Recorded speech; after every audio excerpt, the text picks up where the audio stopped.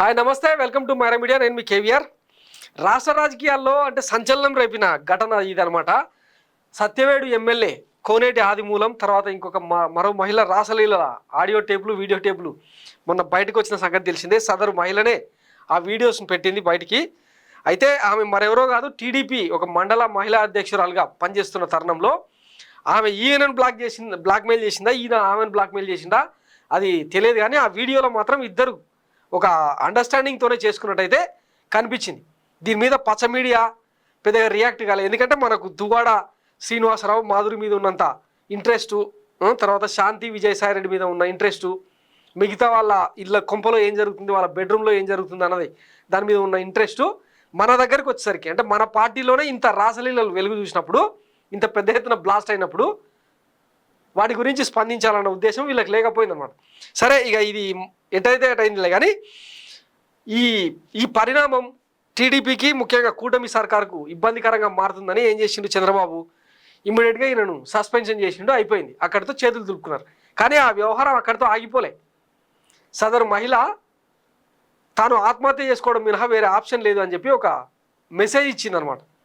దాంతో ఆమె ఇంటి చుట్టూ పోలీసు వాళ్ళని పెట్టి, ఊరలందరినీ కొంచెం అక్కడ పెట్టి, ఊరు ప్రజల నుంచి ఆమెకు సహాయ సహకారాలు లేకుండా నానా చిత్రహింసలు గురి చేస్తూ ఉన్నారన్నమాట. మానసికంగా చిత్రవద చేస్తూ ఉన్నారని ఆమె ఆరోపిస్తుంది. అటు చనిపోనివ్వకుండా, ఇటు పార్టీ సైడ్ నుంచి ఆమెకు సహాయ సహకారాలు అందకుండా తీవ్రంగా ఇబ్బంది పెడుతున్న పరిస్థితి. ఇది సత్యవేడులో జరుగుతున్న వ్యవహారం. ఈ విషయాలు ఏవి కూడా బయటికి రానియరు.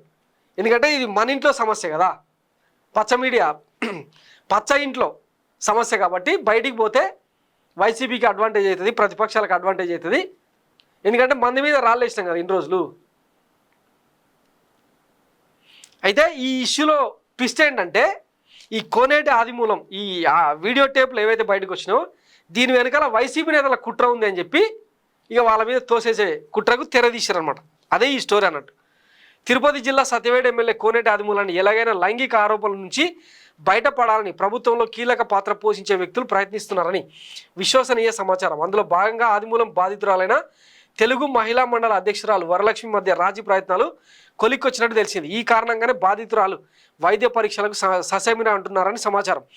3 రోజుల క్రితం ఆదిమూలంపై బాధితురాలు సంచలన ఆరోపణలు చేసింది సంగతి తెలిసిందే. 3 దఫాలు తనపై ఆదిమూలం లైంగిక దాడికి పాల్పడ్డారని ఆమె ఆరోపించారు. ఇందుకు సంబంధించిన వీడియోలను కూడా ఆమె బయటపెట్టారు.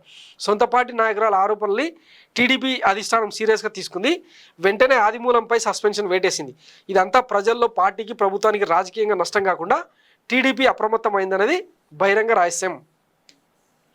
అనంతరం బాధితురాలి ఫిర్యాదు మేరకు ఆదిమూలంపై తిరుపతి ఈస్ట్ పోలీసులు కేసు నమోదు చేశారు. కానీ వైద్య పరీక్షల కోసం బాధితురాలు అంగీకరించలేదు. దీని వెనుక ప్రభుత్వ పెద్దల డైరెక్షన్ ఉన్నట్టు తెలిసింది. ఇద్దరి మధ్య రాజీ కుదిర్చి దీని వెనుక వైసీపీ కుట్ర ఉందని ఏదో ఒక ప్రముఖ నాయకుడు పేరు చెప్పించే ఆలోచనలో టీడీపీ అధిష్టానం ఉన్నట్టు తిరుపతి జిల్లాలో ప్రచారం సాగుతోంది. సో ఇది కథ. ఇంక ఏం జరిగినా సరే వైసీపీని, జగన్మోహన్ రెడ్డిని బ్లేమ్ చేయాలి, బ్లేమ్ గేమ్ నడిపియాలి. దీన్నే రాష్ట్ర ప్రజల నెత్తిలో మెదళ్లలో రుద్దాలి. ఇది వీళ్ళ కాన్సెప్ట్.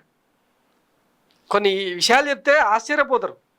రాష్ట్ర వ్యాప్తంగా ఎప్పుడైతే కూటమి సర్కార్ అధికారంలోకి వచ్చిందో ఈ రాసలీలలు, మహిళల వేధింపులు, ముఖ్యంగా తెలుగు మహిళల మీదనే వేధింపులు, అఘాయిత్యాలు పెరిగిపోయినాయని చెప్పి పెద్ద ఎత్తున ప్రచారం జరుగుతుంది. కానీ ఎక్కడ బయటకు రానియరు.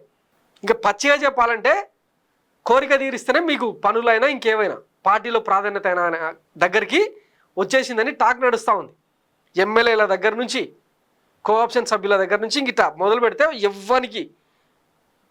ఎవరికి తీట పుడితే వాడు మహిళలను గోకడం, ముఖ్యంగా కూటమి మహిళలను, టీడీపీ మహిళలను, మహిళా విభాగం వాళ్ళను వేధించే కార్యక్రమాలు చురు చేసినట్టు.